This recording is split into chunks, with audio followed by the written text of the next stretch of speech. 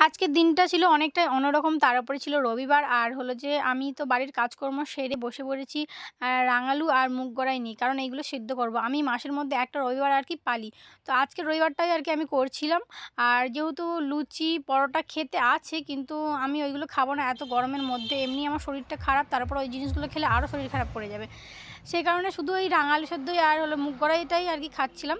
আর হলো যে তারপরে আমি চলে যাচ্ছিলাম বাড়ির পেছনে, কারণ আমাদের কলা গাছে এক কাঁদি আরকি কলা ধরেছিল আর মোচা কাটতে গেছিলাম কলার আমি। কিন্তু আজকে রবিবারে নাকি মোচা কাটতে নেই। সেই কারণে আমি কাটলাম না। দেখে চলে এলাম। ভাবলাম যে কালকেই কাটবো থাক। তো তারপর বাড়িতে এসে স্নান-টান করলাম, করে আমি ঠাকুরকে খেতে দিলাম। তো ঠাকুরকে খেতে দেওয়ার পরে আমিও খেতে বসে গেছি। আর আজকে তো সারাদিন আমাকে এই খেয়েই থাকতে হবে, যেহেতু আমি রবিবার পালন করছি। আর আমাদের পশ্চিমবঙ্গে তো এত মানে রোদের তাপমাত্রা যে বলার মতো নয়। তার উপরে আমাদের তো মানে বাড়িটা এমন জায়গাতে একটু গাছের ছাওয়া নেই। মানে সারাদিনে যে অবস্থা এতটা খারাপ হয়ে যায় বলার মতো নয়। এই ২ দিন ধরে আমার শরীরটা খুব খারাপ করছিল।